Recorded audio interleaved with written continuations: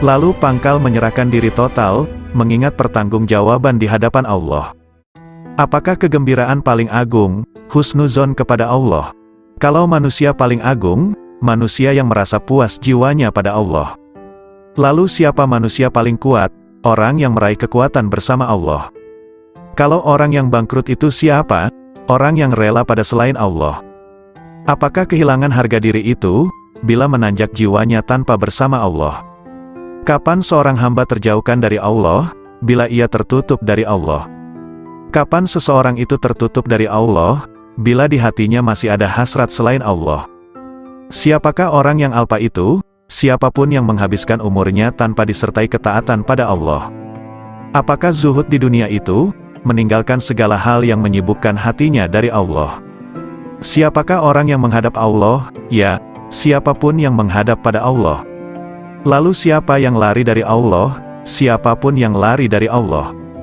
Apakah kolbun salim itu? Kolbu yang di dalamnya tidak ada lagi selain Allah. Tolong beritahu aku, dari mana Anda makan, dari kekayaan Allah? Apa sih yang Anda sukai? Apapun yang ditentukan Allah padaku. Kalau begitu beri aku wasiat, lakukan taat kepada Allah dan ridolah kepada ketentuannya, bersenanglah dengan zikrullah, maka kalian akan jadi pilihan Allah. Orang yang mengenal Allah tidak akan maksiat. Suatu hari dalam perjalananku, kata Zunnun al-Misri, aku bertemu dengan orang tua, yang di wajahnya ada tanda sebagai kaum arifin. Semoga Allah merahmati Anda. Manakah jalan menuju Allah? Tanyaku padanya.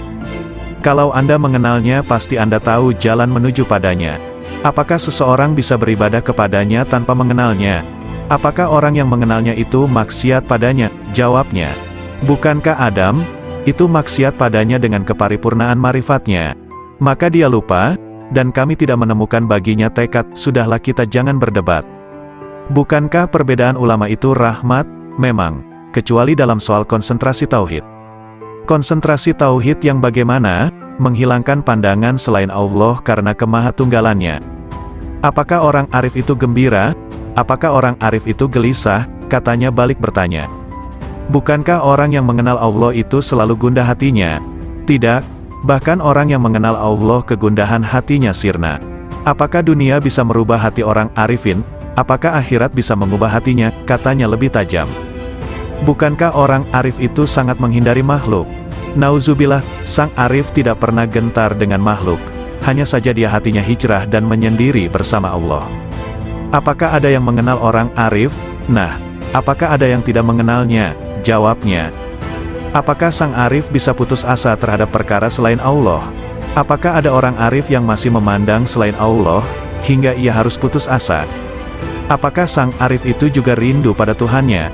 Apakah sang arif pernah kehilangan Allah, sampai ia harus rindu padanya?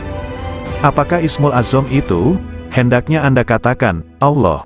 Banyak sekali ucapan Anda tetapi tidak bisa membuat diriku bergetar oleh karisma ilahi, kataku.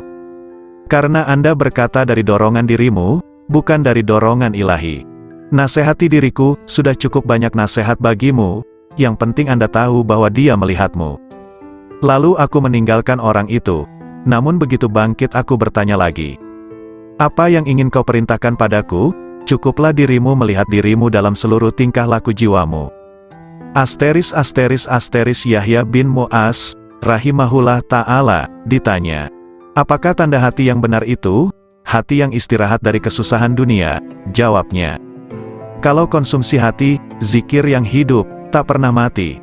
Lalu kehendak yang benar itu seperti apa? Meninggalkan kebiasaan-kebiasaan manusiawi. Makna rindu, terus-menerus fokus pada yang di atas. Kapan perkara hamba Allah tuntas? Jika tenteram bersama Allah tanpa hasrat. Kalau tanda-tanda seorang penempuh, tandanya ia tidak sibuk, hatinya, dengan urusan makhluk. Lalu pangkal hidayah itu apa? Ketakwaan yang benar. Apa yang disebut dengan kenikmatan? Berserasi dengan Allah. Siapa yang disebut sebagai orang asing? Siapapun yang cinta di hatinya, tidak mencari keuntungan. Kapan seorang hamba sampai pada wilayah Tuhannya? Bila hatinya lepas dari segala hal selain Allah Ta'ala. Apakah yang disebut dengan kebebasan agung itu? Penyerahan total kepada Sang Tuhan? Apakah amal paling utama? Zikir kepada Allah kapan dan di mana saja, apa yang disebut dengan kebutuhan besar? Kebutuhan besar adalah melanggengkan bahagia bersama Allah. Apakah yang menjadi hijab kolbu? Merasa puas, selesai, dengan Tuhannya. Apakah hidup yang indah itu? Hidup bersama yang Maha Agung. Lalu hakikat berserasi dengan Allah, adalah berlangkah benar dan bersih. Siapakah para pecinta itu? Kaum arifin. Siapa yang disebut orang mulia? Siapapun yang meraih kemuliaan bersama yang Maha Mulia. Siapa yang disebut manusia utama? Siapapun yang bermesra bahagia dengan yang Maha Lembut. Siapa yang disebut orang alpa? Siapapun yang menyia-nyiakan usianya. Apakah yang disebut dunia? Segala hal yang membuat Anda lupa pada Allah. Memang benar, sumber kemarifatan adalah kolbu, karena firman Allah Ta'ala. Sesungguhnya syiar itu dari ketakwaan kolbu, sedangkan sumber musyahadah adalah kedalaman kolbu, karena firman-Nya. Kedalaman kolbu tak pernah dusta terhadap apa yang dilihatnya. Sumber cahaya adalah dada, karena firman-Nya, bukankah orang yang dilapangkan dadanya oleh Allah terhadap Islam, maka dialah yang mendapatkan cahaya dari Tuhannya. Dan segala cinta yang semakin bertambah, senantiasa menambah rasa cinta kita kepada Rasulullah Shallallahu Alaihi Wasallam, dan para wali-walinya. Derajat Arifin, riwayat dari Irman bin Hashin, bahwa sesungguhnya Rasulullah Shallallahu Alaihi Wasallam bersabda, dari umatku bakal masuk surga 70.000 orang tanpa hisab. Mereka bertanya, siapakah mereka itu wahai Rasulullah? Rasulullah Shallallahu Alaihi Wasallam bersabda, mereka itu adalah orang yang tidak pernah melakukan ruqyah, tidak pernah meramal, tidak pernah berbekam, dan mereka senantiasa tawakal kepada Allah. Hadis riwayat Muslim. Rasulullah Shallallahu Alaihi Wasallam memposisikan ramalan di urutan kedua, setelah berupaya untuk tidak berobat yang merupakan derajat murni sejati, yang tergolong ahli fana, dan mereka senantiasa dalam kehendak Allah Subhanahu wa Ta'ala. Semoga Allah melimpahkan rahmat kepada mereka. Namun betapa sedikit jumlah mereka dalam setiap periode, karena derajat mereka adalah mewujudkan hakikat tawakal kepada Allah Subhanahu wa Ta'ala, kepasrahan total yang meliputi seluruh instrumen sebab akibat dan kehendak. Merekalah kaum arifin billah yang sesungguhnya. Semoga Allah meridhoi mereka. Amboi, jika orang alim itu terbagi dua, satu golongan yang membuatku terbebas dari keraguan. Dua, satu golongan yang menggunting-gunting diriku dari gunting neraka, tak lebih dan tak kurang mereka itu, di mataku. Anak-anak sekalian, ketahuilah orang arif kepada Allah Subhanahu wa Ta'ala dengan marifat yang benar, senantiasa terhanguskan hasratnya di bawah keceriaan dalam wahdaniyahnya, dan tak ada keceriaan mulai dari arasy sampai muka bumi yang lebih besar ketimbang kegembiraan marifat kepada Allah Subhanahu wa Ta'ala. Surga seisinya itu dibanding sisi kegembiraan mereka kepada Allah Subhanahu wa Ta'ala, nilainya sangat kecil, lebih kecil dibanding atom, ketika mereka tahu bahwa marifat adalah kegembiraan paling agung dari segala kegembiraan manapun. Siapa yang bertemu Allah Subhanahu wa Ta'ala, maka mana yang tak bisa ditemukan, kesibukan apalagi yang akan dilakukan setelah bertemu dengannya? Bukankah melihat selain Allah itu tak lebih dari keliaran nafsu belaka, hasrat yang rendah, dan minimnya marifat kepada Allah Ta'ala? Adakah pakaian yang lebih baik dibanding baju Islam? Apakah ada mahkota yang lebih agung ketimbang mahkota marifat? Atau adakah hamparan yang lebih mulia ketimbang hamparan taat? Allah Subhanahu wa Ta'ala berfirman, katakan, dengan karunia Allah dan dengan rahmatnya, maka dengan karunia dan rahmat itulah kalian semua bergembira. Dalam sebagian munajatnya Ibrahim bin Adham mengatakan, Ilahi, Engkau maha tahu surga dan seisinya, rasanya tak melintas padaku walau sesayap nyamuk setelah Engkau beri aku marifat kepadamu, dan kemesraanku kepadamu, dan Engkau telah membuatkan mencurah untuk tafakur atas keagunganmu, serta Engkau telah menjanjikan padaku untuk memandang wajahmu. Memang, sesungguhnya derajat terendah kaum arifin itu, manakala Allah memasukkannya ke dalam neraka yang diliputi azab, maka hatinya malah tambah cinta kepadanya, semakin mesra sukacita padanya, dan semakin rindu kepadanya.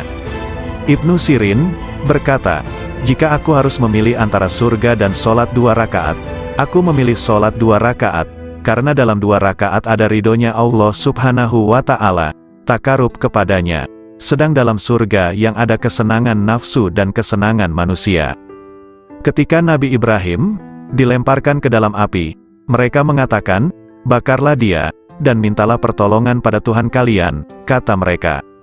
Nabi Ibrahim menjawab, "Cukuplah bagiku Tuhanku dan dialah sebaik-baik tempat berserah diri, sebaik-baik Tuhan dan sebaik-baik penolong." Kemudian Allah Subhanahu wa Ta'ala berfirman, "Wahai api, jadilah dirimu dingin sejuk dan menyelamatkan atas Ibrahim." Berserah diri diriwayatkan, ketika Allah Subhanahu wa Ta'ala berfirman kepada Nabi Ibrahim, "Wahai Ibrahim, engkaulah sahabat dekatku, dan aku sahabat dekatmu. Maka jangan berpaling dariku, yang menyebabkan putusnya hubungan kesahabatan antara diriku dan dirimu. Karena orang yang benar-benar mengaku sahabat dekatku jika dibakar oleh api, hatinya sama sekali tidak bergeser dariku, karena menghormati kebesaranku." Allah Subhanahu wa Ta'ala juga menyebutkan dalam Al-Quran, ketika Tuhannya berkata kepada Ibrahim, "Islamlah," Ibrahim menjawab, "Aku Islam kepada Tuhannya semesta alam." Allah Subhanahu wa Ta'ala mengetahui kepasrahan totalnya, Islam, sampai kemudian ia dilempar dalam api. Abu Abdullah bin Muqatil bermunajat, "Ilahi, janganlah engkau masukkan diriku ke dalam neraka, karena api pun bisa menjadi dingin padaku karena cintaku kepadamu." Abu Ayyub As-Sikhtiyani berkata, "Neraka itu ditakuti bagi mereka yang lupa akan Tuhannya, lalu dikatakan pada mereka yang lupa itu, rasakan semua atas kelalaianmu dalam pertemuan harimu ini, dengan segenap balasan amalnya." Abu Hafs menegaskan, "Saya sangat khawatir atas marifat sebagian orang, yang sudah ditulis di jubah mereka, orang-orang merdekanya Allah setelah dikeluarkan dari neraka. Namun mereka memohon agar tanda tulisan itu dihapus dari mereka. Jika aku jadi mereka, aku sangat memohon agar tanda itu ditulis di seluruh anggota badanku, dan membuatku cukup bangga. Akulah dari golongan orang yang dimerdekakan dari neraka. Menurutku, apa yang diraih ahli surga dalam syurganya adalah Rob Ta'ala, kedekatan padanya, dan memandangnya serta mendengarkan kalamnya." Ingat istri Fir'aun ketika bermunajat, "Tuhanku, bangunkan rumah bagiku di sisimu dalam surga." Sebagaimana disebutkan, tetangga dulu, baru rumah. Ibrahim bin Adham mengatakan, "Aku sangat malu jika tujuan utamaku adalah makhluk, padahal Allah Subhanahu wa Ta'ala telah berfirman kepada sebagian para nabinya, 'Siapa yang berkehendak pada kami, ia tak ingin selain diri kami.'"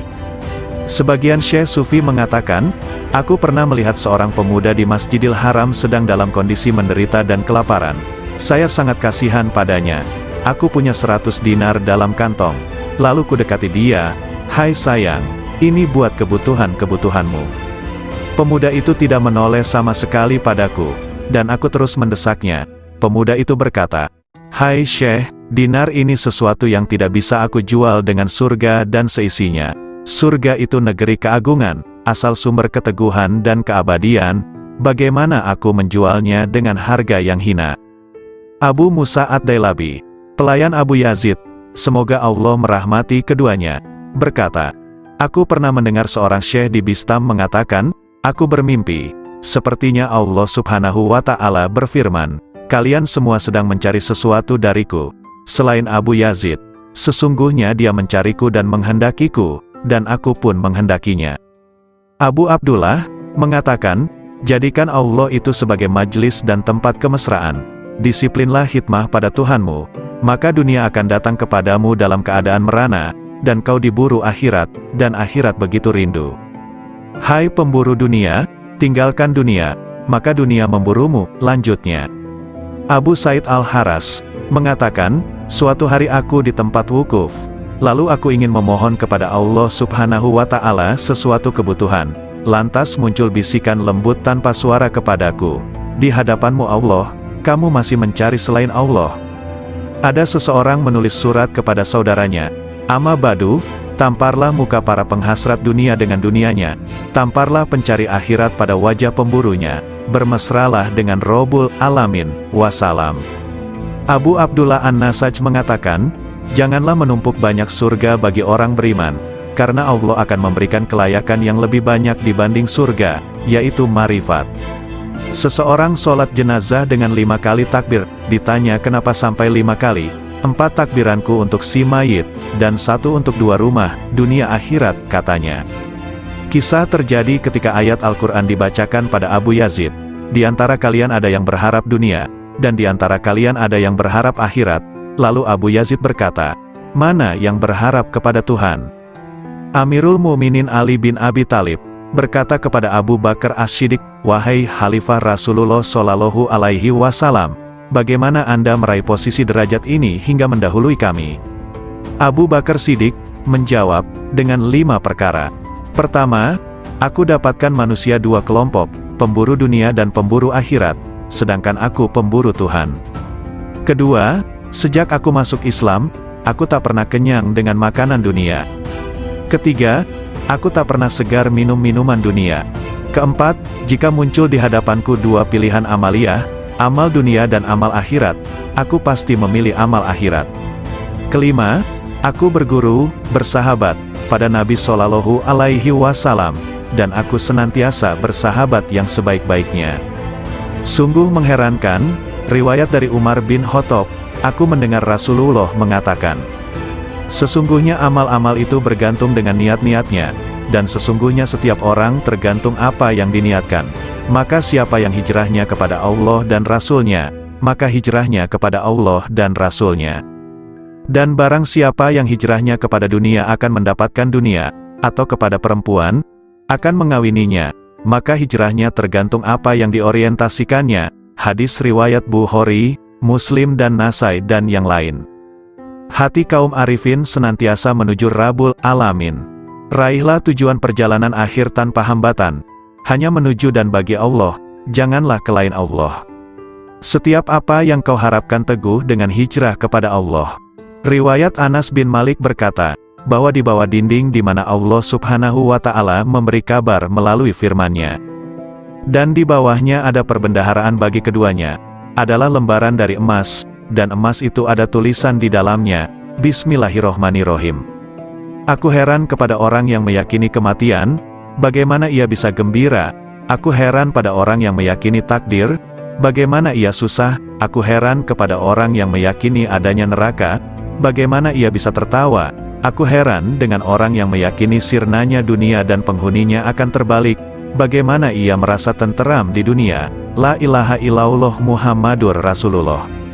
Wahab rahimahullah mengatakan, suatu ketika aku berjalan menuju wilayah Romawi, tiba-tiba ku dengar suara di balik bukit sedang bergema.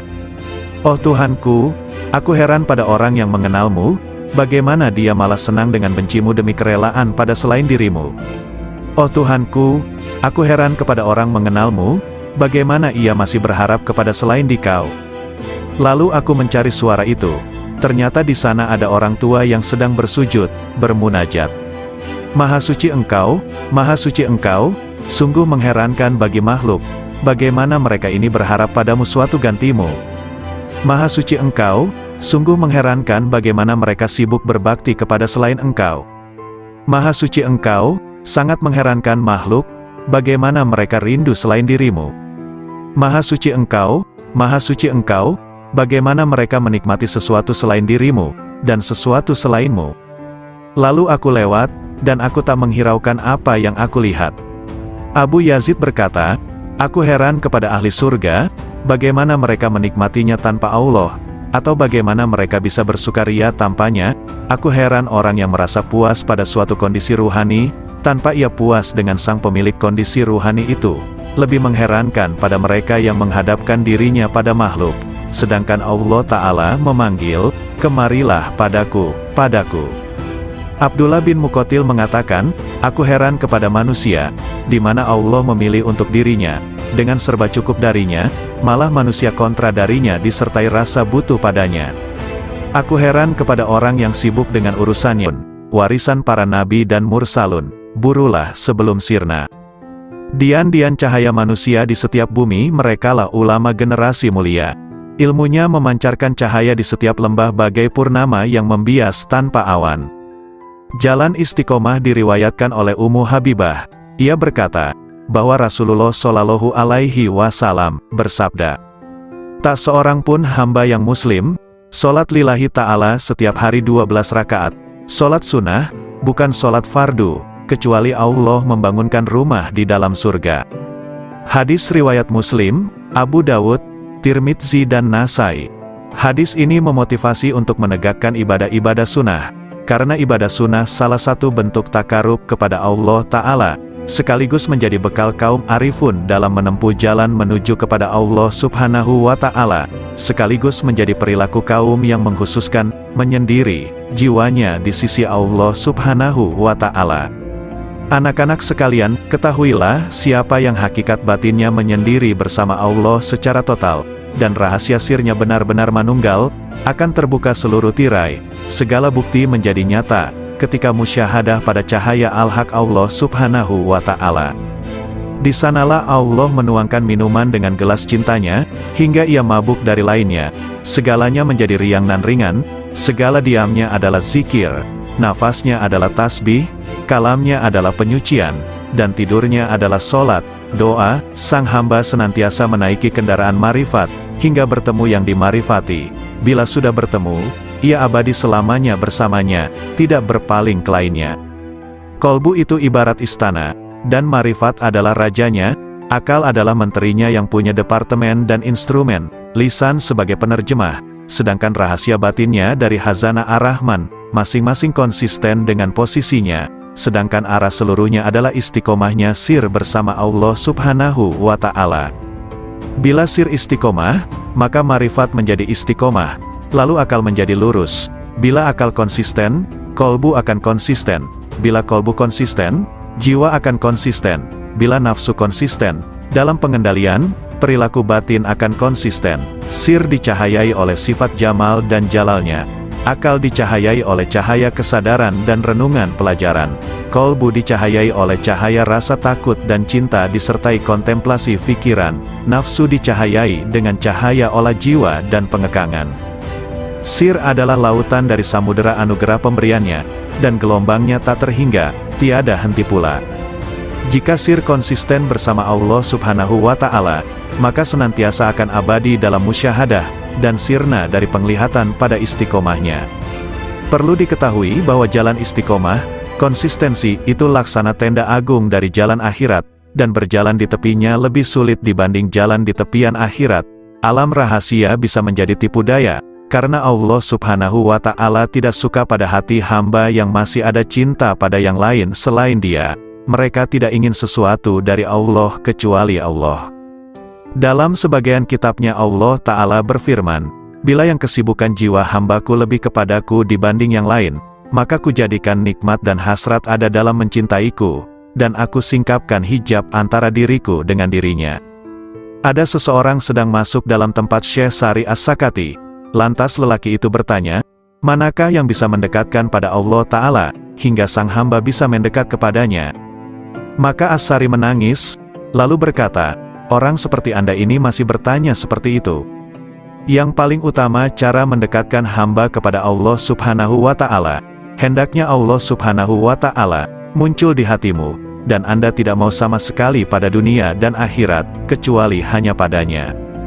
Ibrahim bin Adham mengatakan, puncak dari hasrat dan citaku dalam hubunganku dengan Allah Ta'ala adalah, hendaknya Dia menjadikan diriku condong terus kepadanya, hingga aku tak memandang apapun selain Dia, dan aku tidak sibuk dengan siapapun selain sibuk dengannya. Aku tak peduli Dia jadikan diriku jadi debu, atau hilang sama sekali. Nabi Ibrahim pernah ditanya, dengan cara apa Anda dapatkan keakraban dengan Allah Ta'ala?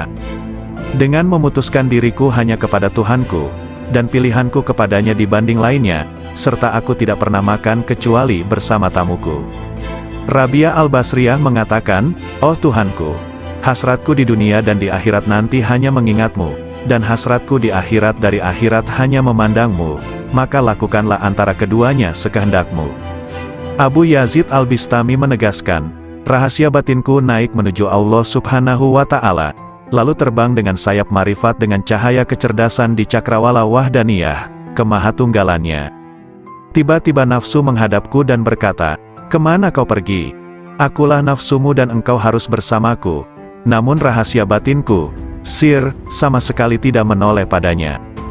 Kemudian makhluk-makhluk lain menghadap sirku, mereka bertanya, kemana kau pergi? Kami adalah teman dan tempat curhatmu, engkau harus bersama kami, demi solidaritas padamu. Sirku sama sekali tidak menoleh. Lantas surga dengan segenap isinya menghadap Sirku. Mereka bertanya, kemana engkau pergi? Engkau itu bagiku dan engkau harus di sini denganku. Maka Sirku sama sekali tidak berpaling. Lalu anugerah dan pemberian menghadapku, begitu juga karomah-karomah, hingga melewati kerajaannya, sampai pada kemah Fardaniyah, ketunggalannya, lantas melampaui universalitas dan keakuan, hingga Sirku sampai di hadapan Allah Subhanahu wa Ta'ala. Dialah yang kucari. Allah Subhanahu wa Ta'ala berfirman kepada Nabi Musa, "Wahai Musa, sesungguhnya orang yang menjumpaiku pasti tidak akan kembali dariku, dan tidak akan kembali kecuali dari jalan lurusku." Abul Abbas Nin Atta mengatakan, manakala akhirat muncul dalam diri hamba, dunia menjadi sirna di sisinya, sehingga sang hamba hanya menetap di negeri keabadian. Namun manakala sang hamba berada dalam penyaksian Allah Ta'ala, segala hal selain Allah Ta'ala sirna, dan hamba abadi bersama Allah Subhanahu wa Ta'ala. Ada lelaki di hadapan Abu Yazid, berkata, "Ada informasi sampai kepadaku bahwa engkau punya Ismul Azam, sangat senang jika engkau mengajariku." Abu Yazid menjawab, "Nama Allah itu tidak terbatas, namun kosongkan hatimu hanya bagi kemahaesaannya, meninggalkan berpaling pada selain Allah Ta'ala. Jika Anda bisa demikian, raihlah ism, nama, manapun yang kau kehendaki, maka dengan ism itu Anda bisa pergi dari timur hingga barat, dalam sekejap dan Anda telah kembali." Zunnun al-Misri mengatakan, ketika aku naik haji, tiba-tiba ada anak muda mengatakan, "Oh Tuhanku, aku telah mengumpulkan tebusanmu, dan engkau maha tahu, lalu apa yang engkau berlakukan pada mereka?"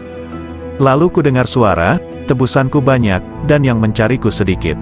Sebagian sufi ditanya, seberapakah antara Allah Subhanahu wa Ta'ala dan hambanya? 4 langkah saja, 1 langkah meninggalkan dunia, 1 langkah meninggalkan makhluk, 1 langkah meninggalkan nafsu, dan 1 langkah meninggalkan akhirat, maka sang hamba sudah di hadapan Allah Subhanahu wa Ta'ala. Jawabnya. Sari berkata, siapa yang bangkit untuk taat kepada Allah Ta'ala tanpa ada yang lain, Allah akan memberi minuman dari mata air cinta darinya, dan dihantar menuju tempat yang benar. Sayyidina Ali karramallahu wajhah mengatakan, orang arif manakala keluar dari dunia tak ada pemandu maupun penyaksi di hari kiamat, tidak ada malaikat Ridwan di surga, juga tidak ada malaikat Malik di neraka. Beliau ditanya, lalu di mana sang arif dijumpai?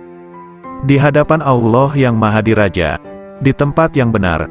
Ketika mereka bangkit dari kuburnya, mereka tidak bertanya-tanya, mana keluarga dan anakku, mana Jibril dan Mikail, mana surga dan pahala, namun justru berkata, manakah kekasihku dan kemesraan hatiku?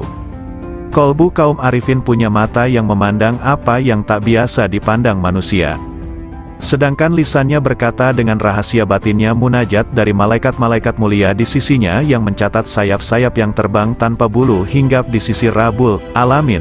Lalu bagai gembalaan di taman suci menari dan meminum dari lautan para rasulnya, para hamba yang menuju kepadanya hingga mendekat, sampai bertemu dengannya. Di balik keajaiban kasih sayang, Rasulullah Shallallahu Alaihi Wasallam bersabda, orang yang memiliki kasih sayang, bakal disayang oleh Allah yang Maha Penyayang, yang Maha Memberi berkah dan Maha Luhur. Karena itu berikan kasih sayang kepada siapapun di muka bumi, maka yang di langit akan menyayangimu. Hadis riwayat Ahmad, Abu Dawud dan Tirmidzi. Dalam hadis yang mulia ini ada keajaiban yang luar biasa dari ilmu-ilmu dan rahasia Allah, di mana Al-Mustafa Nabi Muhammad Shallallahu Alaihi Wasallam memerintahkan adanya cinta dan kasih sayang terhadap semua makhluk di muka bumi, agar kasih sayang dari malaikat luhur di langit melimpah pula. Karena langit adalah jalan bagi turunnya kasih sayang ilahi, dan tempat sumber limpahan-limpahan alam cinta dan kasih sayang, sekaligus tempat hunian para malaikat yang dijadikan sebagai perantara rahasia-rahasia antara dirinya dan para makhluknya. Bila Allah melimpahkan rahmat dalam rahasia malaikat rizki, maka Allah memberikan pertolongan kepada pencari rizki. Bila Allah melimpahkan rahmat kepada rahasia pencatat amal, maka Allah memberikan kelupaan hamba terhadap keburukan-keburukan. Bila Allah melimpahkan pada rahasia malaikat rakib, maka Allah memberikan pertolongan dan kasih sayang. Kasih sayang adalah perilaku jiwa kaum arifin dan sekaligus menjadi miraj kalbunya menuju Tuhannya. Sedangkan hamba-hamba Allah yang arifin tadi merupakan pantulan manifestasi rahmat Tuhan semesta alam bagi para makhluknya, dan Dia adalah Maha Suci dan Maha Cinta dan Kasih. Anak-anak sekalian, bila kalian mewujudkan sifat kasih sayang kepada sesama makhluk, Anda pasti dirahmati. Jika Anda bermajlis dengan kaum arifin, pasti Anda sukses jiwamu. Jika Anda bertanya pada kaum yang penuh hikmah Rabbaniyah, pasti Anda mendapatkan pengetahuan. Segala sesuatu itu ada kuncinya. Kunci ilmu itu bertanya. Jika tidak tahu, jika Anda bisa hendaklah bermajlis dengan kaum arifin, yang bisa Anda gali pengetahuan mereka dan hakikat rumusnya, kelembutan isyaratnya, maka sungguh Anda meraih keuntungan. Karena yang paling mulia di antara para ulama adalah ulama Robbaniyun, yang sangat agung dibanding siapapun di muka bumi selain Allah. Karena mereka ini adalah kekasih-kekasih Allah dan pengemban amanah rahasianya. Maka jagalah kehormatan mereka, gerakkan intuisi mereka dengan bertanya yang baik. Karena gejolak ombak dari intuisi kaum arifin itu tidak akan pernah sirna keajaibannya. Maka cukuplah disebut tolol bagi seseorang yang tidak mau belajar pada mereka, meraih limpahan dari kemampuan mereka. Padahal Allah Subhanahu wa Ta'ala telah berfirman, "Bertanyalah kepada ahli zikir manakala kalian tidak tahu." Nabi Shallallahu Alaihi Wasallam juga bersabda, "Bermajlislah dengan orang-orang yang berjiwa besar dan bertanyalah kepada para ulama dan bergaulah dengan para ahli hikmah ilahiyah." Adab pencari ilmu. Zunnun al-Misri berkata, "Ada seorang tokoh di Maroko diceritakan sifat-sifatnya padaku, hingga akhirnya aku menempuh perjalanan ke sana. Selama 40 hari aku diam di sana. Namun aku tidak mendapatkan pengetahuan apa-apa. Saya tahu tokoh itu sangat sibuk dengan Tuhannya. Padahal aku pun juga tidak pernah sedikit pun mengurangi rasa hormatku. Suatu hari ia melihatku." "Dari mana seorang pengembara ini?" tanyanya. "Aku ceritakan perjalananku dan sebagian kondisi jiwaku." "Apa yang membuat Anda kemari?" "Saya ingin menggali ilmu Anda," kataku.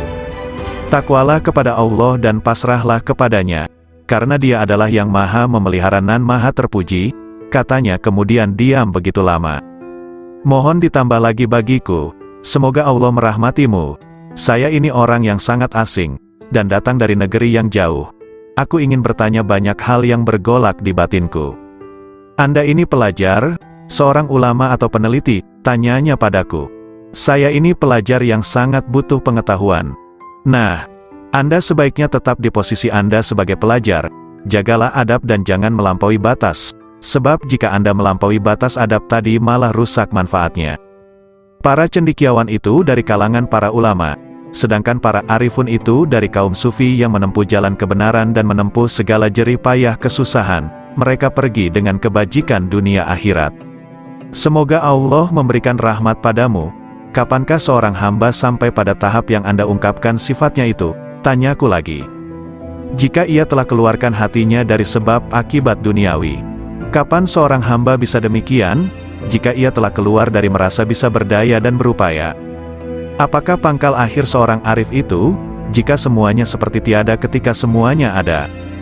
"Kapan sampai pada martabat sidikin?" "Jika sudah mengenal dirinya." "Kapan mengenal dirinya?"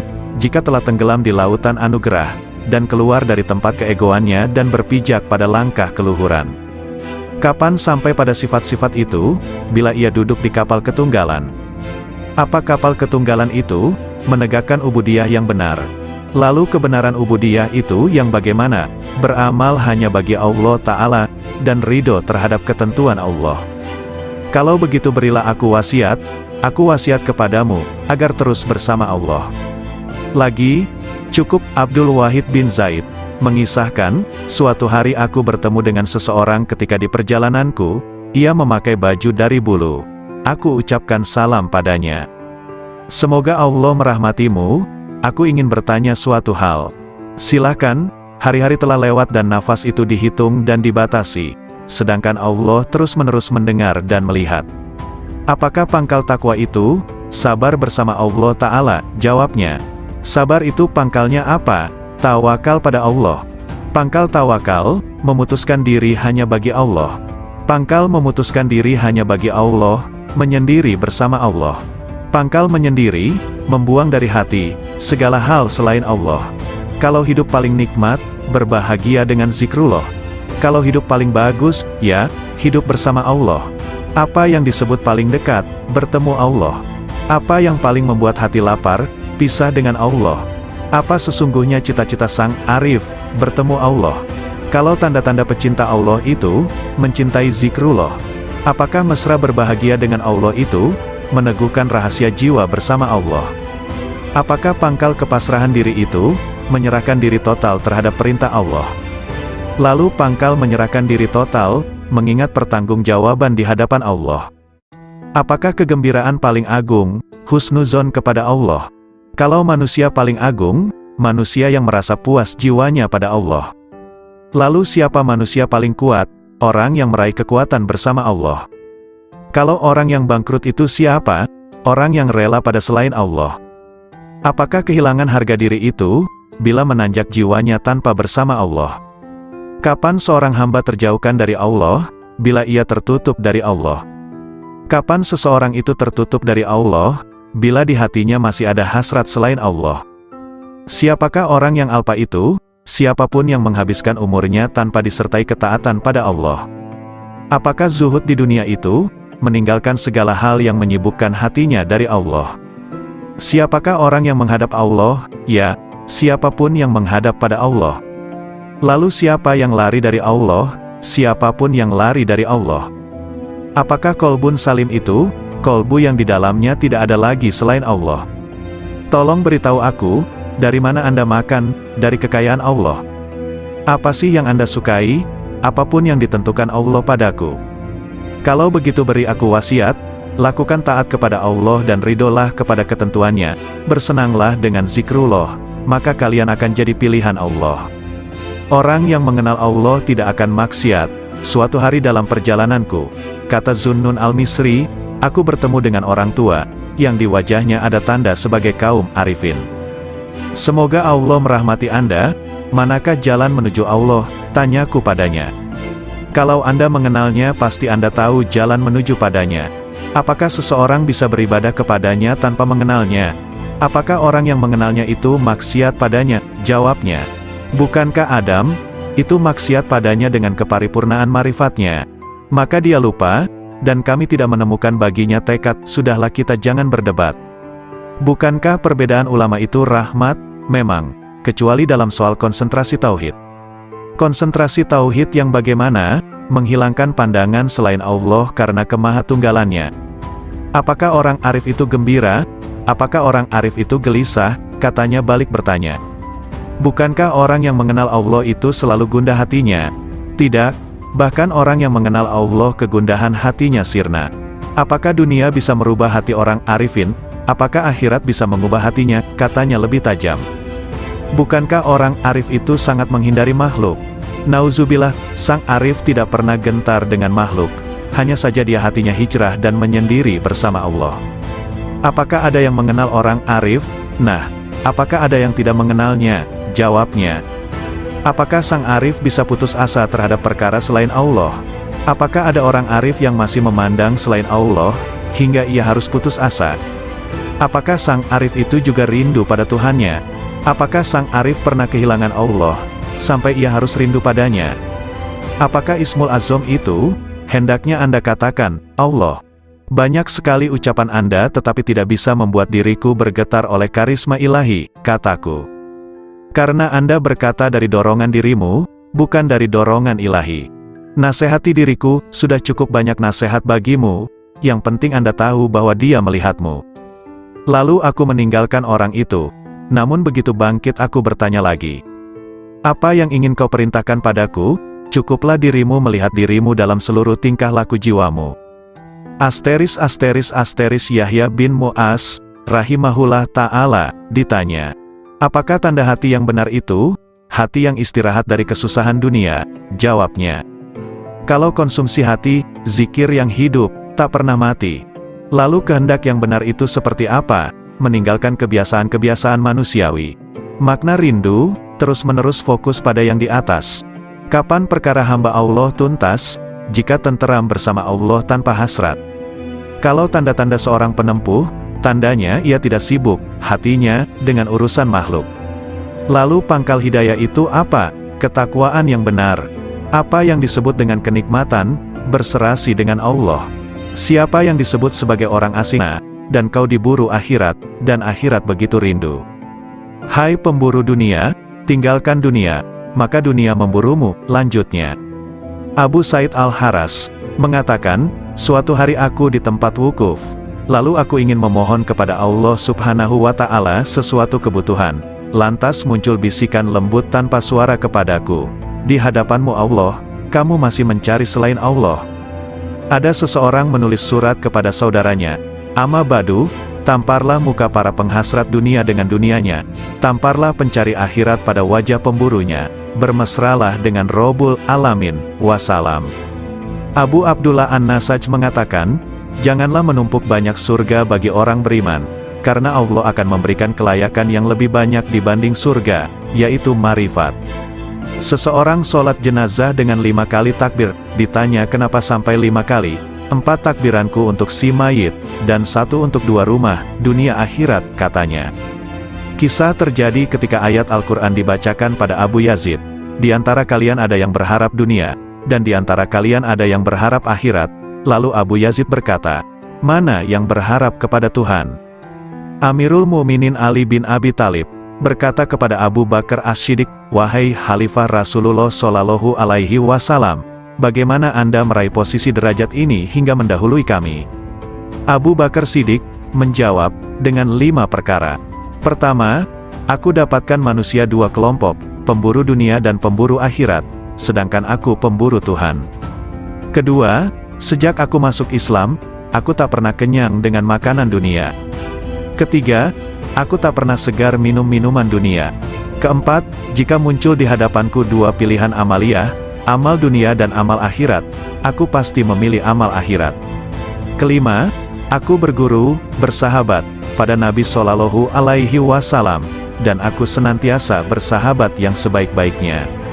Sungguh mengherankan, riwayat dari Umar bin Khattab, aku mendengar Rasulullah mengatakan, sesungguhnya amal-amal itu bergantung dengan niat-niatnya, dan sesungguhnya setiap orang tergantung apa yang diniatkan. Maka siapa yang hijrahnya kepada Allah dan Rasul-Nya, maka hijrahnya kepada Allah dan Rasul-Nya. Dan barang siapa yang hijrahnya kepada dunia akan mendapatkan dunia, atau kepada perempuan, akan mengawininya, maka hijrahnya tergantung apa yang diorientasikannya. Hadis riwayat Bukhari, Muslim dan Nasai dan yang lain. Hati kaum arifin senantiasa menuju Rabbul Alamin. Raihlah tujuan perjalanan akhir tanpa hambatan, hanya menuju dan bagi Allah, janganlah kelain Allah. Setiap apa yang kau harapkan teguh dengan hijrah kepada Allah. Riwayat Anas bin Malik berkata, bahwa di bawah dinding di mana Allah Subhanahu wa Ta'ala memberi kabar melalui firman-Nya. Dan di bawahnya ada perbendaharaan bagi keduanya, adalah lembaran dari emas, dan emas itu ada tulisan di dalamnya, Bismillahirrohmanirrohim. Aku heran kepada orang yang meyakini kematian, bagaimana ia bisa gembira. Aku heran pada orang yang meyakini takdir, bagaimana ia susah. Aku heran kepada orang yang meyakini adanya neraka, bagaimana ia bisa tertawa. Aku heran dengan orang yang meyakini sirnanya dunia dan penghuninya akan terbalik, bagaimana ia merasa tenteram di dunia. La ilaha illallah Muhammadur Rasulullah. Wahab rahimahullah mengatakan, suatu ketika aku berjalan menuju wilayah Romawi, tiba-tiba ku dengar suara di balik bukit sedang bergema. Oh Tuhanku, aku heran pada orang yang mengenalmu, bagaimana dia malah senang dengan bencimu demi kerelaan pada selain dirimu. Oh Tuhanku, aku heran kepada orang mengenalmu, bagaimana ia masih berharap kepada selain dikau. Lalu aku mencari suara itu, ternyata di sana ada orang tua yang sedang bersujud, bermunajat. Maha suci Engkau, sungguh mengherankan bagi makhluk, bagaimana mereka ini berharap padamu suatu gantimu. Maha suci Engkau, sungguh mengherankan bagaimana mereka sibuk berbakti kepada selain Engkau. Maha suci Engkau, sangat mengherankan makhluk, bagaimana mereka rindu selain dirimu. Maha suci Engkau, bagaimana mereka menikmati sesuatu selain dirimu, dan sesuatu selainmu. Lalu aku lewat, dan aku tak menghiraukan apa yang aku lihat. Abu Yazid berkata, "Aku heran kepada ahli surga, bagaimana mereka menikmatinya tanpa Allah, atau bagaimana mereka bisa bersukaria tanpanya. Aku heran orang yang merasa puas pada suatu kondisi ruhani, tanpa ia puas dengan sang pemilik kondisi ruhani itu. Lebih mengherankan pada mereka yang menghadapkan dirinya pada makhluk, sedangkan Allah Ta'ala memanggil, 'Kemarilah padaku, padaku.'" Abdullah bin Muqatil mengatakan, "Aku heran kepada manusia, di mana Allah memilih untuk dirinya, dengan serba cukup darinya, malah manusia kontra darinya disertai rasa butuh padanya. Aku heran kepada orang yang sibuk dengan urusannya, padahal urusannya sudah selesai. Aku heran kepada orang yang memerintahkan orang lain sedang ia sendiri tidak mengerjakan. Ia marah pada orang lain sedang ia sendiri melanggar. Ia benci untuk maksiat sedangkan ia melakukannya. Ia senang untuk ditaati sedangkan ia tidak taat pada Tuhannya. Ia mencaci yang lain dengan prasangka, sedangkan ia tak pernah mencaci dirinya dengan yakin." Hatim al-Asham mengatakan, "Aku heran kepada orang yang malu pada makhluk, bagaimana ia tidak malu kepada Allah. Aku heran kepada orang yang mencari ridho makhluk sedangkan ia tidak mencari ridho Tuhan. Aku heran kepada orang yang mencintai ahli ibadah, sedangkan ia menuju maksiat. Aku heran kepada orang yang mengenal keagungan Allah, bagaimana ia bisa kontra padanya. Aku heran kepada orang yang makan rizki Tuhannya, bagaimana ia terima kasih kepada selain Allah. Aku heran kepada orang yang membeli budak dengan hartanya, bagaimana ia tidak membeli orang merdeka dengan kebajikannya dan ucapan indahnya." Hunais bin Abdullah berkata, "Aku heran kepada orang yang malamnya bangun, siangnya puasa, menjauhi larangan-larangannya, namun tidak bisa bertemu dengannya kecuali hanya menangis dan susah belaka. Aku heran kepada orang yang malamnya tidur, siangnya bermain-main, dipenuhi dosa-dosa, sedangkan ia tak akan bertemu dengannya selamanya, malah ia tertawa bergembira." Yahya bin Mu'az berkata, "Aku heran kepada orang yang menghinakan dirinya untuk si budak, dan ia menemukan dari tuannya apa yang dia mau. Aku heran kepada orang yang konsumsinya roti kering, namun bermaksiat pada Tuhannya yang maha lembut. Aku heran kepada orang yang takut akan kematian dirinya tapi tidak takut kepada kematian hatinya, yang takut akan kehilangan dunianya, bagaimana ia tidak takut kehilangan agamanya."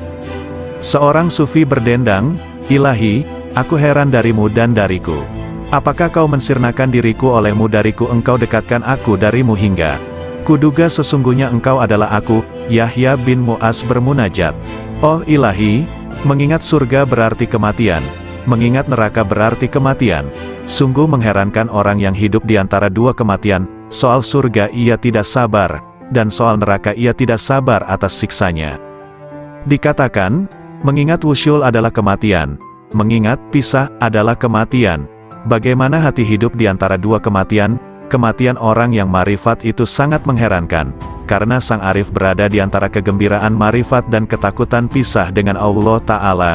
Bagaimana kematian berserasi dengan kesenangan marifat, atau bagaimana kehidupan disertai ketakutan pisah? Aku heran kepada orang yang berkata, "Aku mengingat Tuhanku. Adakah bisa lupa? Lalu aku mengingat yang kulupa, aku mati jika mengingatmu, kemudian hidup jika bukan karena air wusyulmu, aku tak pernah hidup lalu kau hidupkan dengan harapan, lalu aku mati oleh kerinduan. Seberapa banyak aku hidup padamu dan berapa aku mati, ku teguk air cinta, piala demi piala, tak habis-habismu minuman, tak puas-puasnya. Sungguh heran, perkaraku jadi aneh di setiap lorong keanehan, lalu aku jadi heran di setiap lorong keheranan." Assalamualaikum warahmatullahi wabarakatuh. Segala puji bagi Allah, Tuhan seru sekalian alam. Kali ini akan dibacakan artikel yang berjudul Nasihat Nabi Khidir alaihi salam kepada Syekh Malaya atau Sunan Kalijaga.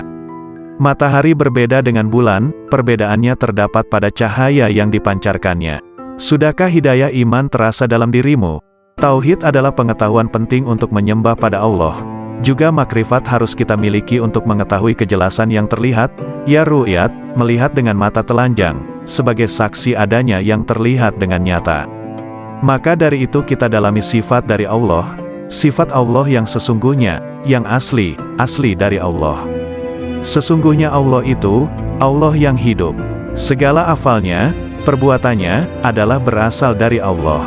Itulah yang dimaksud dengan ru'yati. Kalau hidupmu senantiasa kamu gunakan ru'yat, maka itu namanya khairat, kebajikan hidup. Makrifat itu hanya ada di dunia. Jauhar awal khairat, mutiara awal kebajikan hidup, sudah berhasil kau dapatkan. Untuk itu secara tidak langsung kamu sudah mendapatkan pengawasan kamil, penglihatan yang sempurna. Insan kamil, manusia yang sempurna, berasal dari Zatullah, zatnya Allah. Sesungguhnya ketentuan gaib yang tersurat, adalah kehendak zat yang sebenarnya. Sifat Allah berasal dari zat Allah. Dinamakan insan kamil kalau mengetahui keberadaan Allah itu. Bila mana tidak tertulis namamu di dalam nuket gaib insan kamil, itu bukan berarti tidak tersurat. Iya, itulah yang dinamakan puji budi, usaha yang terpuji. Berusaha memperbaiki hidup, akan menjadikan kehidupan nyawamu semakin baik. Serta badannya, akan disebut badan Muhammad, yang mendapat kesempurnaan hidup. Syekh Malaya berkata lemah lembut, mengapa sampai ada orang mati yang dimasukkan neraka? Mohon penjelasan yang sebenarnya. Kanjeng Nabi Khidir berkata dengan tersenyum manis, wahai Malaya, maksudnya begini, neraka jasmani juga berada di dalam dirimu sendiri, dan yang diperuntukkan bagi siapa saja yang belum mengenal dan meniru laku Nabiullah. Hanya ruh yang tidak mati. Hidupnya ruh jasmani itu sama dengan sifat hewan, maka akan dimasukkan ke dalam neraka. Juga yang mengikuti bujuk rayu iblis, atau yang mengikuti nafsu yang merajalela seenaknya tanpa terkendali, tidak mengikuti petunjuk Gusti Allah Subhanahu wa Ta'ala. Mengandalkan ilmu saja, tanpa memperdulikan sesama manusia keturunan Nabi Adam, itu disebut iman tadot. Ketahuilah bahwa umat manusia itu termasuk badan jasmanimu. Pengetahuan tanpa guru itu, ibarat orang menyembah tanpa mengetahui yang disembah. Dapat menjadi kafir tanpa diketahui, karena yang disembah kayu dan batu, tidak mengerti apa hukumnya, itulah kafir yang bakal masuk neraka jahanam. Adapun yang dimaksudkan Rat Idafi adalah sesuatu yang kelak tetap kekal sampai akhir nanti kiamat dan tetap berbentuk ruh yang berasal dari ruh Allah. Yang dimaksud dengan cahaya adalah yang memancar terang serta tidak berwarna, yang senantiasa menerangi hati penuh kewaspadaan yang selalu mawas diri atau introspeksi mencari kekurangan diri sendiri serta mempersiapkan akhir kematian nanti. Merasa sebagai anak Adam yang harus mempertanggungjawabkan segala perbuatan. Ruh idafi sudah ada sebelum tercipta. Syirik itu dapat terjadi, tergantung saat menerima sesuatu yang ada, itulah yang disebut jauharning. Keenamnya jauhar awal adalah mutiara ibaratnya. Mutiara yang indah penghias raga agar nampak menarik. Mutiara akan tampak indah menawan. Bermula dari ibarat ketujuh, dikala mendengarkan sabda Allah, maka ruh idafi akan menyesuaikan, yang terdapat di dalam zat Allah yang mutlak. Ruh serba pasrah kepada Zatullah, itulah yang dimaksudkan ruh idafi. Jauhar awal itu pula, yang menimbulkan salat daim. Salat daim tidak perlu menggunakan air wudhu, untuk membersihkan hadas tidak disyaratkan. Itulah salat batin yang sebenarnya, diperbolehkan makan, tidur, syahwat maupun buang kotoran. Demikianlah tadi cara salat daim. Perbuatan itu termasuk hal terpuji, yang sekaligus merupakan perwujudan syukur kepada Allah. Jauhar tadi bersatu padu menghilangkan sesuatu yang menutupi atau mempersulit mengetahui keberadaan Allah yang terpilih. Adanya itu menunjukkan adanya Allah, yang mustahil kalau tidak berwujud sebelumnya. Kehidupan itu seperti layar dengan wayangnya, sedang wayang itu tidak tahu warna dirinya. Akibat junub sudah bersatu erat tetap bersih badan jisimmu. Adapun Muhammad badan Allah. Nama Muhammad tidak pernah pisah dengan nama Allah. Bukankah hidayah itu perlu diyakini? Sebagai pengganti Allah, dapat pula disebut utusan Allah. Nabi Muhammad juga termasuk badan mukmin atau orang yang beriman. Ruh mukmin identik pula dengan ruh idafi dalam keyakinanmu. Disebut iman maksum, kalau sudah mendapat ketetapan sebagai panutan jati. Bukankah demikian itu pengetahuanmu? Kalau tidak hidup begitu, berarti itu sama dengan hewan yang tidak tahu adanya sesuatu di masa yang telah lewat. Kelak, karena tidak mengetahui keislaman, maka matinya tersesat, kufur serta kafir badannya. Namun bagi yang telah mendapatkan pelajaran ini, segala permasalahan dipahami lebih seksama baru dikerjakan. Allah itu tidak berjumlah tiga, yang menjadi suri tauladan adalah Nabi Muhammad. Bukankah sebenarnya orang kufur itu mengingkari 4 masalah prinsip? Di antaranya bingung karena tiada pedoman manusia yang dapat diteladani. Kekafiran mendekatkan pada kufur kafir. Fahir dekat dengan kafir. Sebabnya karena kafir itu, buta dan tuli tidak mengerti tentang surga dan neraka. Fahir tidak akan mendekatkan pada Tuhan. Tidak mungkin terwujud pendekatan ini, tidak menyembah dan memuji, karena kekafirannya. Seperti itulah kalau fahir terhadap Zatullah. Dan sesungguhnya Gusti Allah, mematikan kefahiran manusia, kepastiannya ada di tangan Allah semata-mata.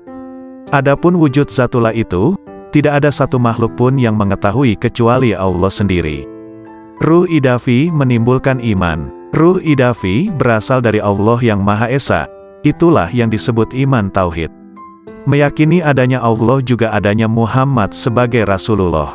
Tauhid hidayah yang sudah ada padamu, menyatu dengan Tuhan yang terpilih. Menyatu dengan Gusti Allah, baik di dunia maupun di akhirat. Dan kamu harus menyatu bahwa Gusti Allah itu ada dalam dirimu. Ruh idafi ada di dalam dirimu. Makrifat itu sebutannya, hidupnya disebut syahadat, hidup tunggal di dalam hidup. Sujud ruku sebagai penghiasnya, ruku berarti dekat dengan Tuhan pilihan. Penderitaan yang selalu menyertai menjelang ajal tidak akan terjadi padamu. Jangan takut menghadapi sakaratil maut. Jangan ikut-ikutan takut menjelang pertemuanmu dengan Allah. Perasaan takut itulah yang disebut dengan sekarat. Ruh idafi tidak akan mati. Hidup mati, mati hidup. Akuilah sedalam-dalamnya bahwa keberadaanmu itu terjadi karena Allah itu hidup dan menghidupi dirimu, dan menghidupi segala yang hidup. Sastra alif, huruf alif, harus dimintakan penjelasannya pada guru. Jabar jernya pun harus berani susah payah mendalaminya. Terlebih lagi pengetahuan tentang kafir dan syirik. Sesungguhnya semua itu tidak dapat dijelaskan dengan tepat maksud sesungguhnya. Orang yang menjelaskan syariat itu berarti sudah mendapatkan anugerah sifat Gusti Allah. Sebagai sarana pengabdian hamba kepada Gusti Allah, yang menjalankan salat sesungguhnya raga. Raga yang salat itu terdorong oleh adanya iman yang hidup pada diri orang yang menjalankannya. Seandainya nyawa tidak hidup, maka lem tamsyur, maka tidak akan menolong semua perbuatan yang dijalankan. Secara yang tersurat, salat itu adalah perbuatan dan kehendak orang yang menjalankan, namun sebenarnya Allah lah yang berkehendak atas hambanya. Itulah hakikat dari Tuhan penciptanya. Ruh idafi berada di tangan orang mukmin. Semua ruh berada di tangannya, yaitu terdapat pada ruh idafi. Ruh idafi adalah sifat jamal, sifat yang bagus atau indah, keindahan yang berasal Zatullah. Ruh idafi nama sebuah tingkatan, makom, yang tersimpan pada diri utusan Allah, Rasulullah. Syarat jisim latif, jasad halus itu, harus tetap hidup dan tidak boleh mati. Cahayanya berasal dari ruh itu, yang terus-menerus meliputi jasad, yang mengisyaratkan sifat jalal, sifat yang perkasa, dan sekaligus mengisyaratkan adanya sifat jamal, sifat keindahan. Jauhar awal mayit, mutiara awal kematian, itu, memberi isyarat hilangnya diri ini. Setelah semua menemui kematian di dunia, maka akan berganti hidup di akhirat. Kurang lebih 3 hari perubahan hidup itu pasti terjadi. Asal mula manusia terlahir, dari adanya ayah, ibu serta Tuhan yang Maha Pencipta. Satu kelahiran berasal dari 3 asal lahir. Ya, itulah isyarat dari 3 hari. Setelah dititipkan selama 7 hari, maka dikembalikan kepada yang menitipkan, yang memberi amanat. Titipan itu harus seperti sedia kala. Bukankah tauhid itu sebagai sarana untuk makrifat? Titipan yang ke-30 hari, itu juga termasuk juga titipan, yang ada hanya kemiripan dengan yang 7 hari. Kalau menangis mengeluarkan air mata karena menyesali sewaktu masih hidup, seperti teringat semasa kehidupan itu berasal dari nur, yang mana cahayanya mewujudkan dirimu. Hal itulah yang menimbulkan kesedihan dan penyesalan yang berkepanjangan. Tak terkecuali siapapun yang merasakan itu semua. Sebagaimana kamu mati, saya merasa kehilangan. Mati atau hilang bertepatan hari kematian yang ke-40 hari. Bagaimanakah yang lebih tepat untuk melukiskan persamaan sesama makhluk hidup secara keseluruhannya? Allah dan Muhammad semuanya berjumlah 1. 100 pun dapat dilukiskan seperti satu bentuk, seperti diibaratkan dengan adanya cahaya yang bersumber dari cahaya Muhammad yang sesungguhnya. Sama hal pada saat kamu memohon sesuatu. Ruh jasad hilang di dalamnya, kehadirat Tuhan yang Maha Pemberi. Tepat pada hari ke-1000, tidak ada yang tertinggal. Kembalinya pada Allah sudah dalam keadaan yang sempurna. Sempurna seperti mula pertama dalam keadaan yang sempurna. Sempurna seperti mula pertama diciptakan.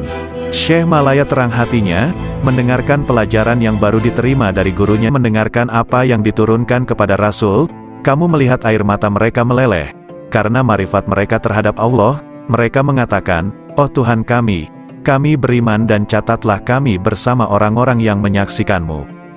Metafor jiwa kaum arif seperti rumah, hatinya seperti lampu, minyaknya adalah rasa yakin, airnya dari kejujuran hati, pintalannya dari ikhlas, kacanya dari kebeningan dan kerelaan hati, dan gantungannya dari akal. Khauf itu adalah api dalam cahaya, sedangkan raja, harapan, adalah cahaya dalam api. Marifat seperti cahaya dalam cahaya. Lampu itu digantung di pintu lubang.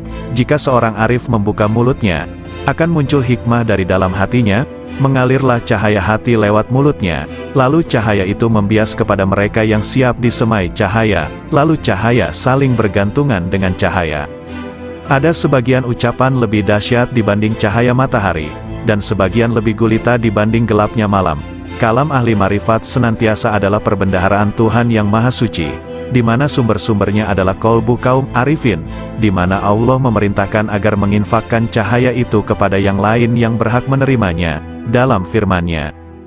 Ajaklah mereka ke jalan Tuhanmu dan dengan hikmah dan nasihat yang bagus berilah argumentasi dengan argumen yang lebih bagus. Sesungguhnya Tuhanmu Dia lebih tahu pada orang yang tersesat dari jalannya, dan Ia Maha tahu pada orang yang diberi hidayah. Sebagian arifin ditanya, manakah cahaya yang lebih hebat ketimbang matahari? Marifat, jawabnya, apa yang lebih berguna dibanding air? Ucapan ahli marifat, katanya, apa yang lebih harum aromanya ketimbang minyak kasturi? Waktunya orang arif, apa pekerjaan orang arifin? Memandang pekerjaan rububiyah dan panji-panji kelembutan kudrah, jawabnya.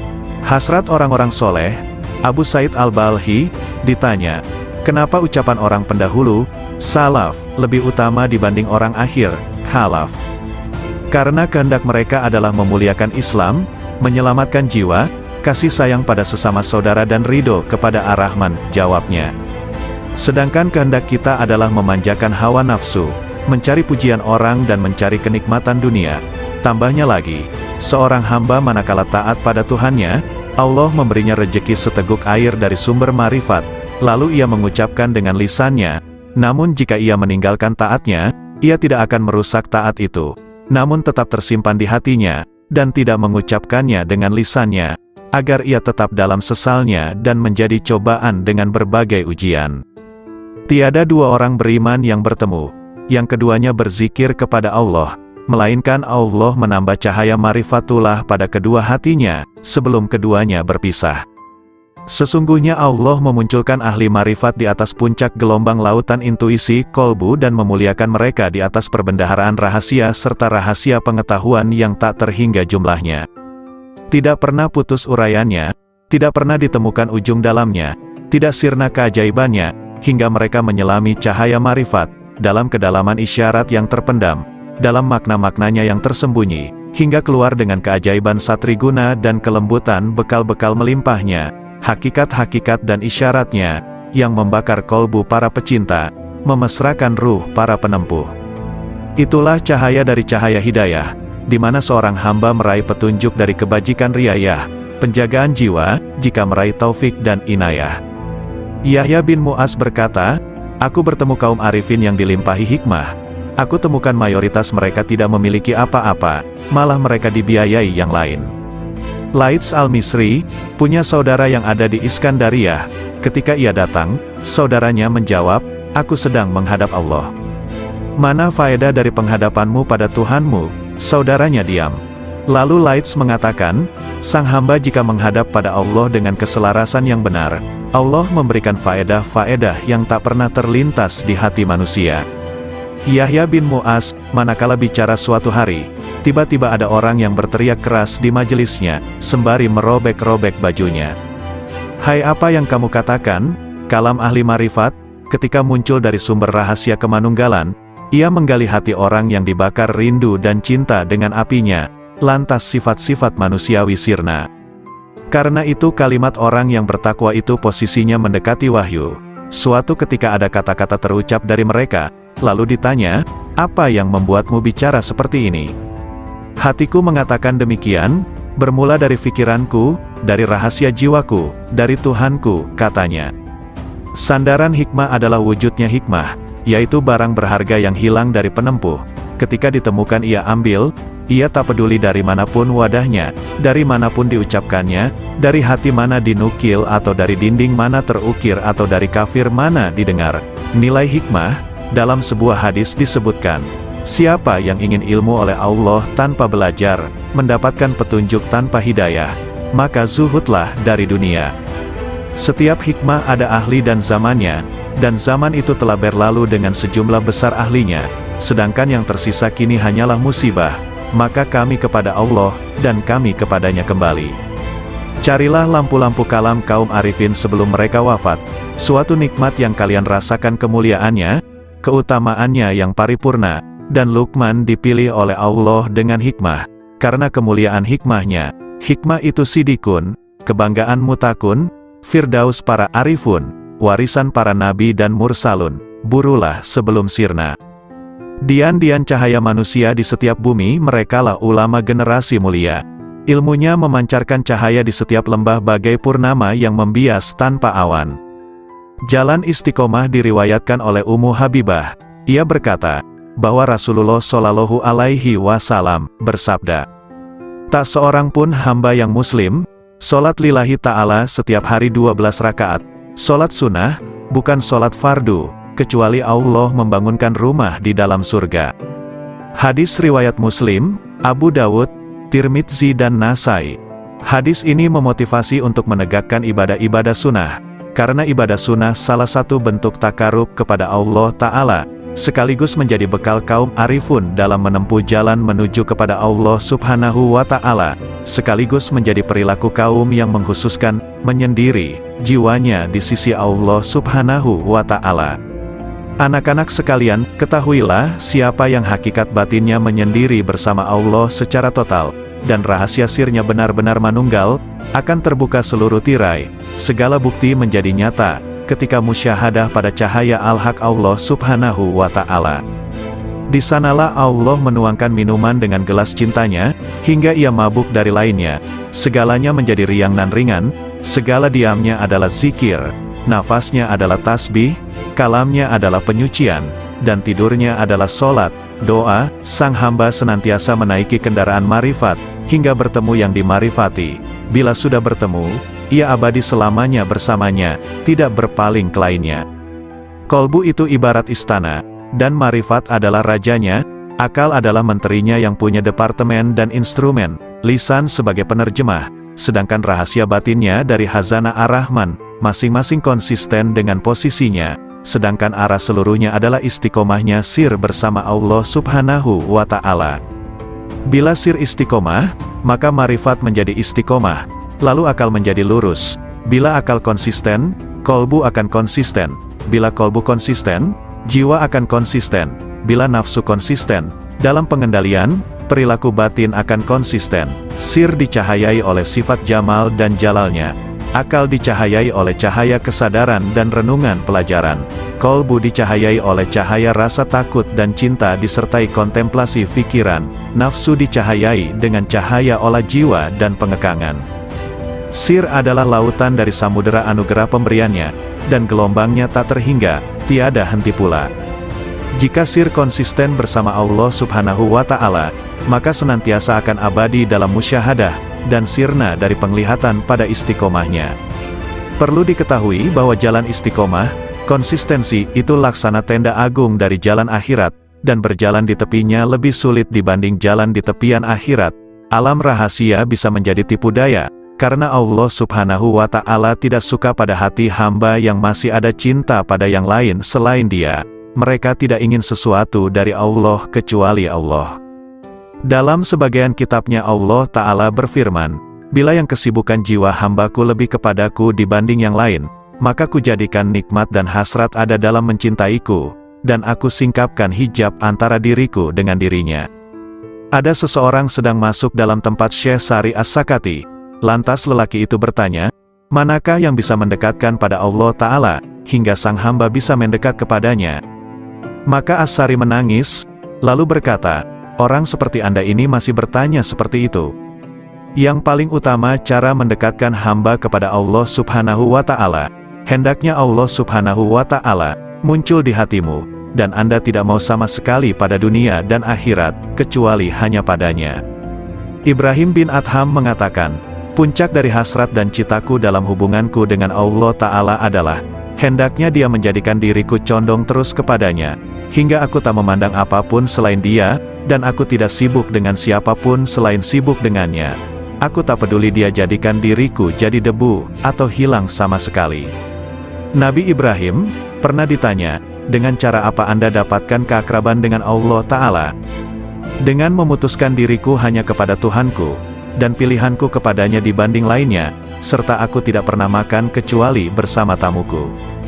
Rabia Al-Basriyah mengatakan, oh Tuhanku, hasratku di dunia dan di akhirat nanti hanya mengingatmu, dan hasratku di akhirat dari akhirat hanya memandangmu, maka lakukanlah antara keduanya sekehendakmu. Abu Yazid Al-Bistami menegaskan, rahasia batinku naik menuju Allah Subhanahu wa Ta'ala, lalu terbang dengan sayap marifat dengan cahaya kecerdasan di cakrawala wahdaniyah, kemahatunggalannya. Tiba-tiba nafsu menghadapku dan berkata, kemana kau pergi? Akulah nafsumu dan engkau harus bersamaku. Namun rahasia batinku, sir, sama sekali tidak menoleh padanya.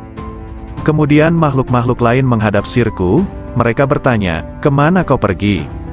Kami adalah teman dan tempat curhatmu, engkau harus bersama kami, demi solidaritas padamu. Sirku sama sekali tidak menoleh. Lantas surga dengan segenap isinya menghadap sirku. Mereka bertanya, kemana engkau pergi? Engkau itu bagiku dan engkau harus di sini denganku. Maka sirku sama sekali tidak berpaling.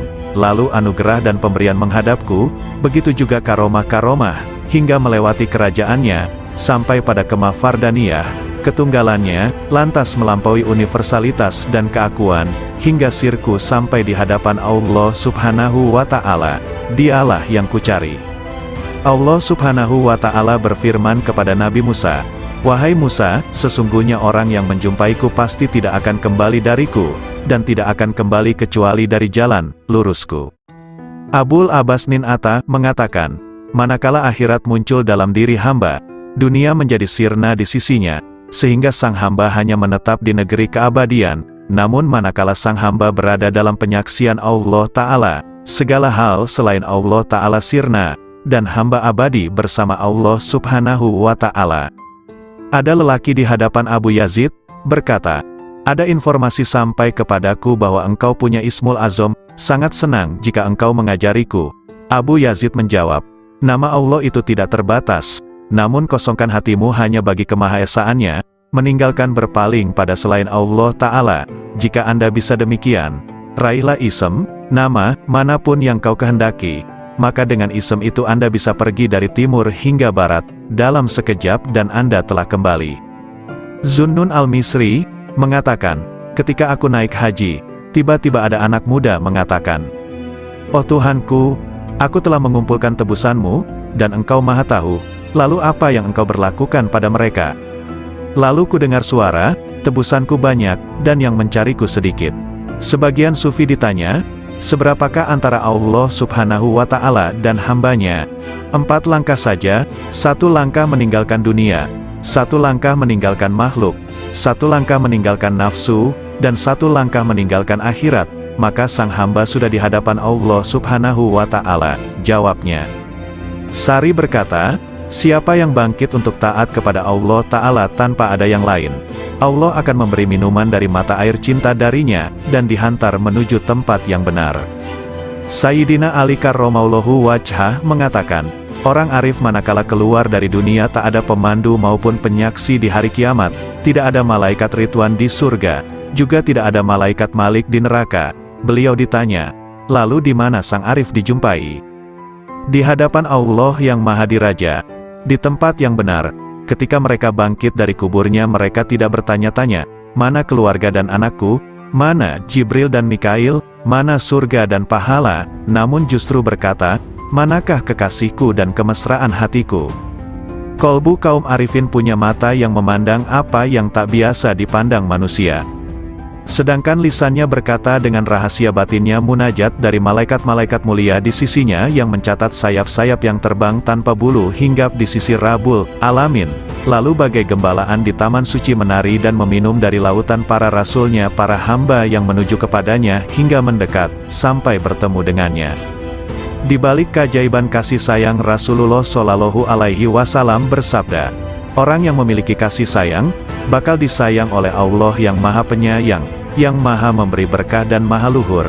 Karena itu berikan kasih sayang kepada siapapun di muka bumi, maka yang di langit akan menyayangimu. Hadis riwayat Ahmad, Abu Dawud dan Tirmidzi. Dalam hadis yang mulia ini ada keajaiban yang luar biasa dari ilmu-ilmu dan rahasia Allah, di mana Al-Mustafa Nabi Muhammad Shallallahu Alaihi Wasallam memerintahkan adanya cinta dan kasih sayang terhadap semua makhluk di muka bumi, agar kasih sayang dari malaikat luhur di langit melimpah pula. Karena langit adalah jalan bagi turunnya kasih sayang ilahi, dan tempat sumber limpahan-limpahan alam cinta dan kasih sayang, sekaligus tempat hunian para malaikat yang dijadikan sebagai perantara rahasia-rahasia antara dirinya dan para makhluknya. Bila Allah melimpahkan rahmat dalam rahasia malaikat rizki, maka Allah memberikan pertolongan kepada pencari rizki. Bila Allah melimpahkan rahmat kepada rahasia pencatat amal, maka Allah memberikan kelupaan hamba terhadap keburukan-keburukan. Bila Allah melimpahkan pada rahasia malaikat rakib, maka Allah memberikan pertolongan dan kasih sayang. Kasih sayang adalah perilaku jiwa kaum arifin dan sekaligus menjadi miraj kalbunya menuju Tuhannya. Sedangkan hamba-hamba Allah yang arifin tadi merupakan pantulan manifestasi rahmat Tuhan semesta alam bagi para makhluknya, dan Dia adalah Maha Suci nan Maha Cinta dan Kasih. Anak-anak sekalian, bila kalian mewujudkan sifat kasih sayang kepada sesama makhluk, Anda pasti dirahmati. Jika Anda bermajlis dengan kaum arifin, pasti Anda sukses jiwamu. Jika Anda bertanya pada kaum yang penuh hikmah Rabbaniyah, pasti Anda mendapatkan pengetahuan. Segala sesuatu itu ada kuncinya. Kunci ilmu itu bertanya, jika tidak tahu, jika Anda bisa hendaklah bermajlis dengan kaum arifin, yang bisa Anda gali pengetahuan mereka dan hakikat rumusnya, kelembutan isyaratnya, maka sungguh Anda meraih keuntungan. Karena yang paling mulia di antara para ulama adalah ulama Robbaniyun, yang sangat agung dibanding siapapun di muka bumi selain Allah. Karena mereka ini adalah kekasih-kekasih Allah dan pengemban amanah rahasianya. Maka jagalah kehormatan mereka, gerakkan intuisi mereka dengan bertanya yang baik. Karena gejolak ombak dari intuisi kaum arifin itu tidak akan pernah sirna keajaibannya.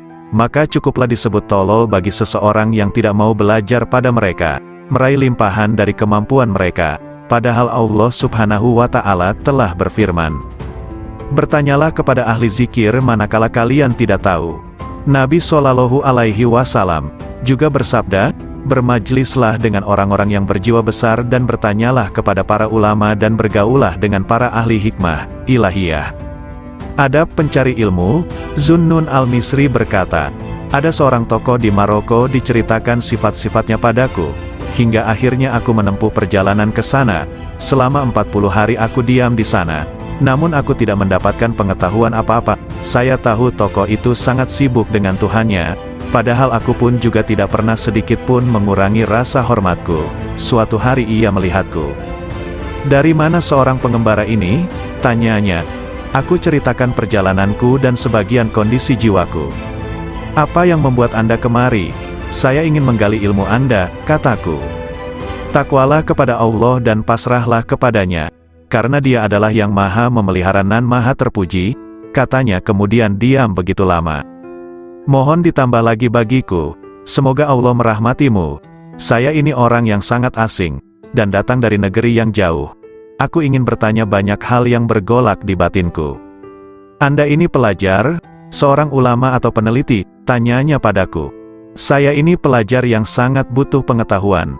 Nah, Anda sebaiknya tetap di posisi Anda sebagai pelajar, jagalah adab dan jangan melampaui batas. Sebab jika Anda melampaui batas adab tadi malah rusak manfaatnya.